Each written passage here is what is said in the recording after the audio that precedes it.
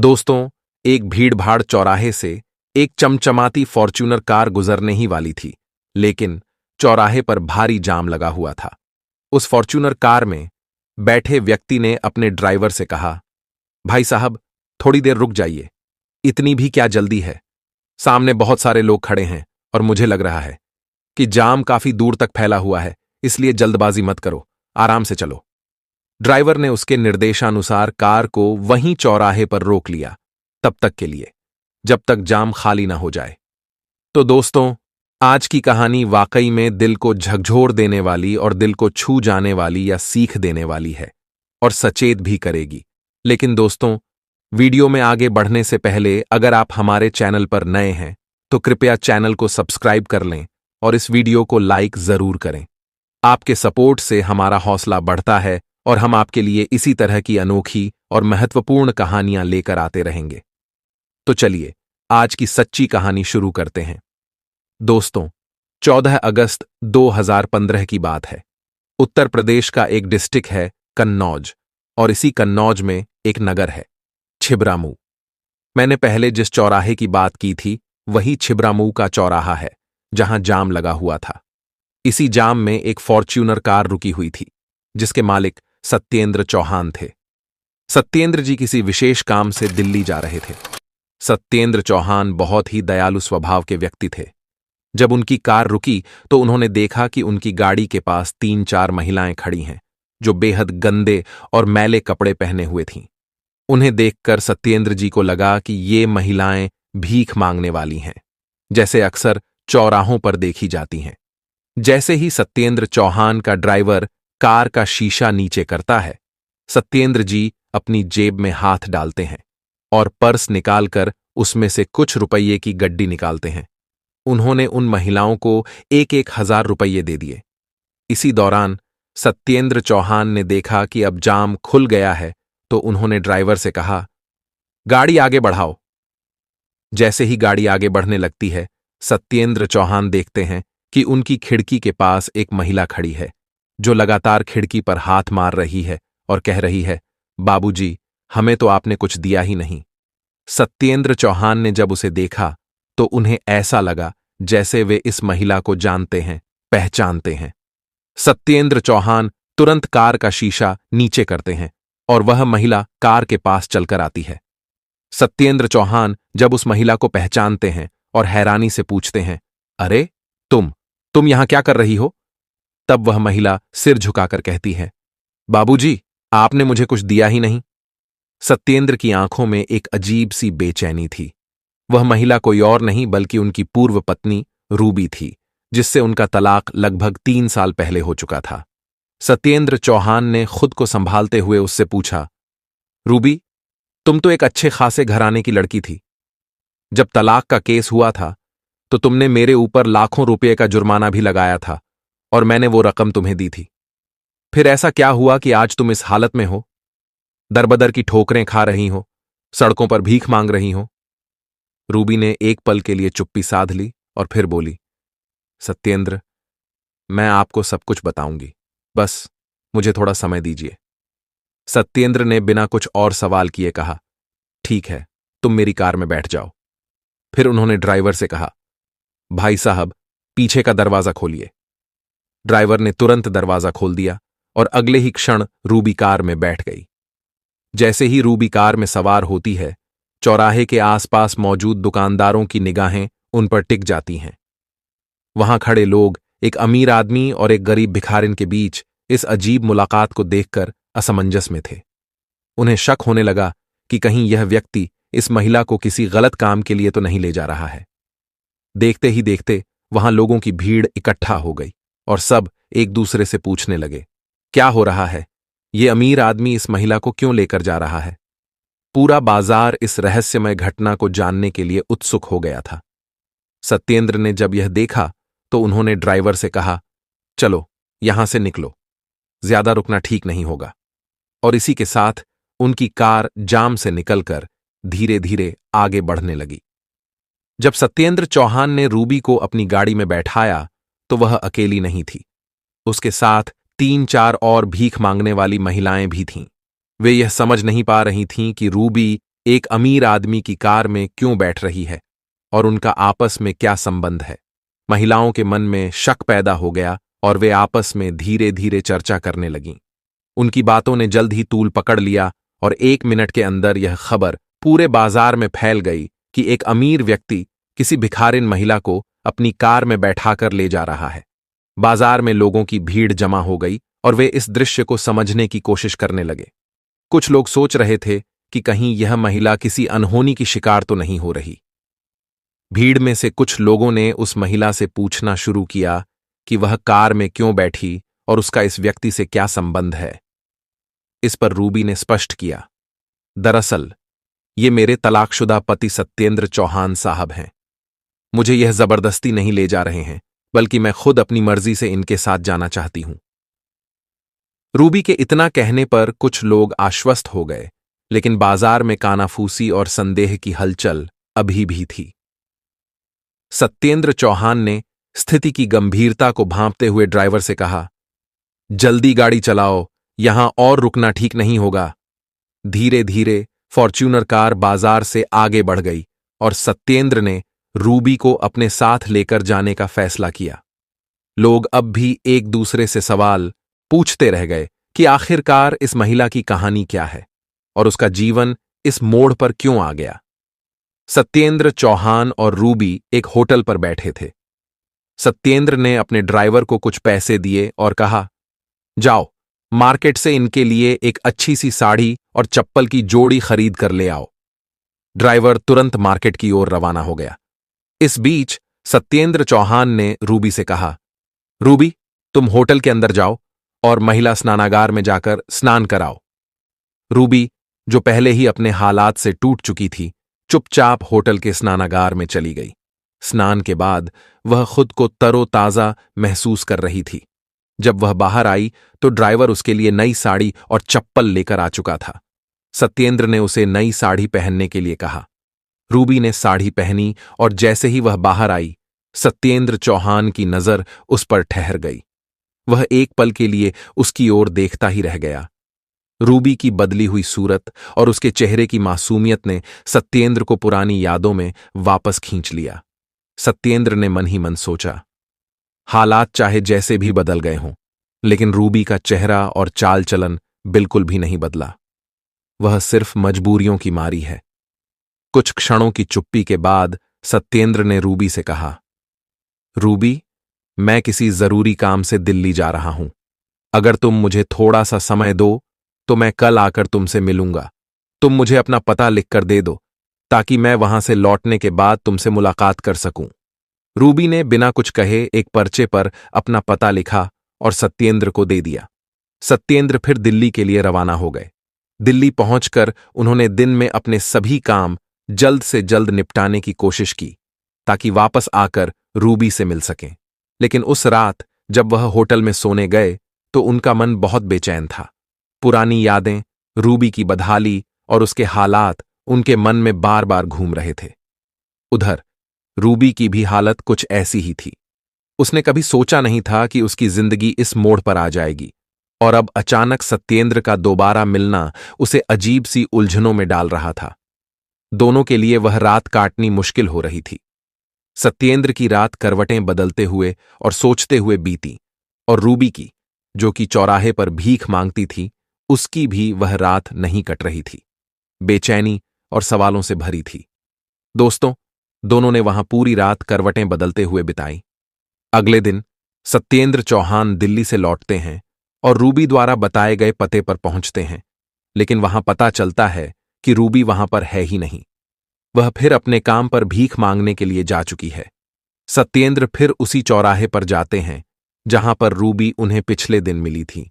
वह उसे फिर से अपनी गाड़ी पर बैठाते हैं और गाड़ी में बैठने के बाद रूबी उन्हें अपने कमरे पर ले जाती है, जो एक किराए का गंदा छोटा सा कमरा है।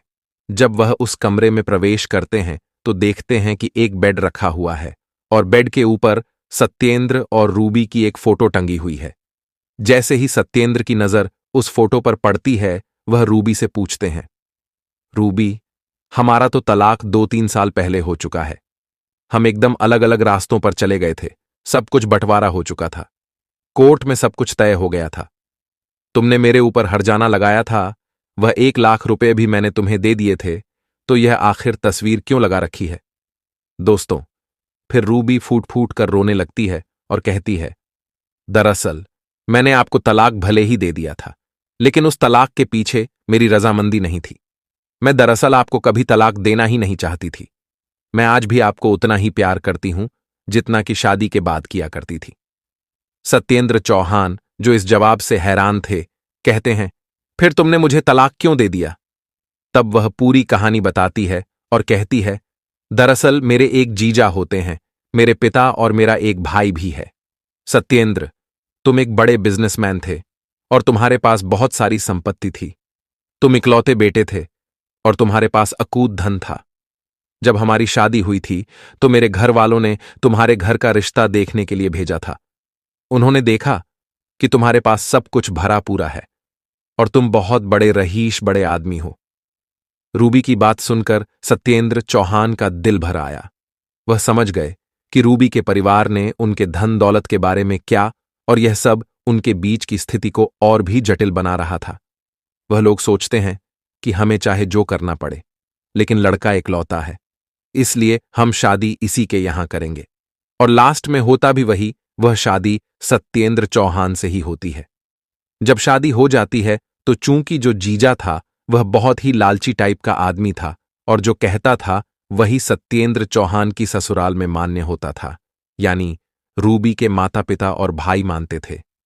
जब रूबी दुल्हन बनकर सत्येंद्र चौहान के घर जा चुकी थी तो जैसे जैसे 1-2 साल रिश्ता चलता है, उसके बाद धीरे धीरे उसके जीजा, भाई, माँ बाप सब लोग रूबी को कहीं न कहीं से चढ़ाने लगते हैं। वह बहक कर आ जाती है और अपना घर खुद ही तोड़ने पर उतावली हो जाती है। स्थिति यहां तक पहुंच जाती है कि दोनों का आपस में तलाक का केस चलता है। रूबी के जीजा को और रूबी के घर वालों को, यानी उसके मायके वालों को पता ही था कि सत्येंद्र चौहान के पास पैसों की कोई कमी नहीं है, तो अगर मैं उनके ऊपर जुर्माना ठोकूं तो यह आराम से पैसे दे देंगे और उस पैसे को लेकर हम अपनी जिंदगी अच्छी तरीके से गुजारेंगे। लेकिन रूबी को इस चीज की भनक नहीं थी कि ये लोग उसका घर बिगाड़ रहे हैं, उसका घर फूंक रहे हैं और उसके साथ धोखा दे रहे हैं। रूबी भी अपने परिवार के दबाव में आकर धीरे धीरे बदलने लगती है। रूबी अपने मम्मी पापा और अपने भाई के कहने पर यह सारा कृत्य करती थी और अंत में कोर्ट में दोनों का तलाक हो जाता है। रूबी अपने परिवारजनों के कहने पर 1 लाख रुपए का जुर्माना सत्येंद्र चौहान पर ठोक देती है और सत्येंद्र चौहान भरे कोर्ट में 1 लाख रुपए अदा करके तलाक ले लेते हैं। इस प्रकार दोनों का संबंध विच्छेद हो जाता है। ये सारे पैसे रूबी के नाम से उसके खाते में आ जाते हैं। धीरे धीरे उसका जीजा कहता है, रूबी देखो, अब तुम्हारा तलाक हो गया है, मैं तुम्हारी अच्छी शादी करा दूंगा, लेकिन ऐसे तुमसे कोई शादी नहीं करेगा क्योंकि तुम तलाकशुदा हो। इसलिए तुम्हें सबसे पहले एक छोटा सा घर बनाना होगा, एक प्लॉट या जमीन खरीदनी होगी, ताकि कोई भी लड़का या परिवार लालच में आकर तुमसे शादी करने के लिए तैयार हो जाए। उसका जीजा और उसके परिवार वाले उससे प्लॉट के नाम पर 30 लाख रुपए ले लेते हैं, लेकिन अंत में उसे कुछ नहीं मिलता। धीरे धीरे वे सभी पैसे रूबी के खाते से निकाल लेते हैं। इस तरह रूबी अपने परिवार की बातों में आकर न केवल अपने पति को खोती है, बल्कि अपनी मेहनत की कमाई को भी अपने परिवार के हाथों गंवा देती है। जाते हैं और जब रूबी के पूरे पैसे खत्म हो जाते हैं, तब तक उसका एकलौता भाई शादी कर लेता है। शादी होने के बाद जब उसकी पत्नी घर आती है तो वह रूबी से बहुत ज्यादा जलन रखने लगती है और रूबी उसे फूटी आंखों भी नहीं सुहाती। अब रूबी बड़ी हो चुकी थी। जब उसकी शादी हुई थी तब शायद उसकी समझदारी की अवस्था इतनी परिपक्व नहीं थी कि वह चीजों को समझ पाती। लेकिन अब दोस्तों, रूबी सब कुछ समझ पा रही थी, सब कुछ जान चुकी थी, लेकिन बहुत देर हो चुकी थी। उसने अपने हंसते खेलते परिवार में अपने हाथों से आग लगा दी थी। जब उसका पैसा खत्म हो जाता है तो रूबी का भाई और उसके माता पिता उसे घर से निकाल देते हैं। वह अपने जीजा के पास पहुंचती है, लेकिन जीजा भी कहता है, तुम्हें जहां मर्जी हो वहां चली जाओ। जब तुम अपने पति की नहीं हो सकी तो तुम हम लोगों की कब होगी। रूबी फिर सीधा चली जाती है। उसके पास कहीं रहने का कोई ऑप्शन नहीं होता। थक हार कर मजबूरी में वह सड़क पर कुछ महिलाओं से मिलती है। वह सभी एक दूसरे से मिलकर ऐसी महिलाओं से उसकी मुलाकात होती है जो सड़क पर भीख मांगने का काम करती हैं। दोस्तों, रूबी उन लोगों के साथ रहने लगी और उनके साथ खाना खाने लगी। अब उसका जीवन झुग्गी में चल रहा था। धीरे धीरे रूबी भी उसी धंधे में उतर आई और वह भी भीख मांगने लगी। जब पूरी कहानी रूबी ने उसी कमरे में अपने पति सत्येंद्र चौहान को सुनाई तो सत्येंद्र चौहान साहब की आंखों से आंसू निकलकर जमीन पर गिरने लगे। अब रूबी सत्येंद्र से पूछती है, मां तो मुझे बहुत मानती थीं, मां का क्या हाल है? सत्येंद्र कहते हैं, मां आज भी वैसे ही हैं, वे तुम्हें आज भी याद करती हैं। उन्होंने पता नहीं कितनी बार मुझसे कहा, क्या मेरी बहू अब मुझे वापस नहीं मिल सकती? लेकिन अब वे बुजुर्ग हो चुकी हैं। अब मैं उन्हें क्या बताऊं कि हमारा कोर्ट में तलाक हो चुका है और अब हम कभी एक दूसरे को नहीं हो सकते। रूबी सत्येंद्र से कहती है, अगर दिल सच्चा हो, मोहब्बत सच्ची हो और इरादे नेक हों तो हम अभी भी एक हो सकते हैं। सत्येंद्र कहते हैं, नहीं, कानूनी तौर पर और धार्मिक रूप से हम हर तरह से अलग हैं। इतना कहकर सत्येंद्र चौहान कुछ पैसे निकालता है और कहता है, यह पैसे रखो, हर महीने का जो तुम्हारा खर्चा होगा उसे मैं देता रहूंगा। मुझसे लेते रहना, लेकिन मैं तुम्हें अपने साथ नहीं ले जा सकता। वह ये पैसे रूबी को देता है और अपनी कार में बैठ जाता है। जैसे ही वह सवार होता है, रूबी उसके पैरों पकड़कर रोने लगती है, जिससे सत्येंद्र का दिल भी पिघल जाता है। वह कहते हैं, एक बार मुझे अपनी सासू मां से बात करने दो। सत्येंद्र अपनी जेब से मोबाइल निकालता है और तुरंत अपनी मां को कॉल करता है। मां, रूबी मिल गई है, रूबी से बात करना है। जैसे ही उसकी मां यह सुनती है कि उसकी बहू रूबी आज कितने दिनों बाद उसके बेटे से मिली है, वह तुरंत कहती है, बेटा, बात कराओ, मुझे बहुत कुछ कहना है। सत्येंद्र अपने फोन को रूबी के हाथ में देता है। अब सासू और बहू दोनों एक दूसरे से काफी बातें करती हैं। सत्येंद्र की मां कहती है, ऐसा करो, तुम बहू को सीधा घर वापस लेकर आओ। सत्येंद्र अपनी मां की बातों को टाल नहीं पाता। सत्येंद्र चौहान, जो अपनी भावनाओं को संभाल नहीं पा रहा था, रूबी को अपने फॉर्च्यूनर कार में बैठाता है और सीधे अपने घर पहुंचता है। दोस्तों, जैसे ही वह घर पहुंचता है, वह देखता है कि उसकी मां आरती की थाल सजाए अपनी बहू का इंतजार कर रही है। वह अपनी बहू की आरती करती है और दोनों एक दूसरे के गले मिलते हैं। सास और बहू एक दूसरे के साथ रोने लगती हैं। उसके बाद सत्येंद्र कहता है, मां, यह वही रूबी है जिसने कोर्ट में मुझसे 4 लाख रुपए का जुर्माना लिया था और मैंने 4 लाख रुपए भरे थे। क्या इस महिला को दोबारा अपने घर में रखना चाहिए? उसकी मां जवाब देती है, बेटा, अगर सुबह का भूला शाम को घर वापस आ जाए तो उसे भूला नहीं कहते। यह भी एक इंसान है और गलतियां हमेशा इंसानों से ही होती हैं। अगर इसमें कोई गलती हो गई है तो इसे माफ कर दीजिए। सत्येंद्र अब अपनी तलाकशुदा पत्नी रूबी को माफ कर देता है। दोस्तों, सत्येंद्र और रूबी दोनों एक बार फिर अपनी नई जिंदगी की शुरुआत करते हैं और एक साथ बड़े प्यार से रहने लगते हैं। दोस्तों, कभी कभी जिंदगी में ऐसे पल आते हैं जब हमारे रिश्ते, हमारे अपने ही हमें छोड़ जाते हैं, हमें दर्द देते हैं और हम खुद को अंधकार में घिरा महसूस करते हैं। ऐसा ही कुछ हुआ सत्येंद्र और रूबी के साथ। एक समय था जब रूबी ने सत्येंद्र से अलग होने का निर्णय लिया और कोर्ट में 4 लाख रुपए का जुर्माना भी लगाया। लेकिन दोस्तों, यह कहानी सिर्फ अलगाव की नहीं है, यह कहानी है पुनर्मिलन की, माफी की और सबसे बड़ी बात, इंसानियत की। सोचिए, एक इंसान जिसने अतीत में गलती की, जब वह लौट कर आता है तो हमारे सामने एक सवाल खड़ा होता है, क्या हम उसे माफ कर सकते हैं? सत्येंद्र की मां ने जिस तरह अपने बेटे को सिखाया, वह हमारे लिए एक प्रेरणा है। उन्होंने कहा, अगर सुबह का भूला शाम को घर वापस आ जाए तो उसे भूला नहीं कहते।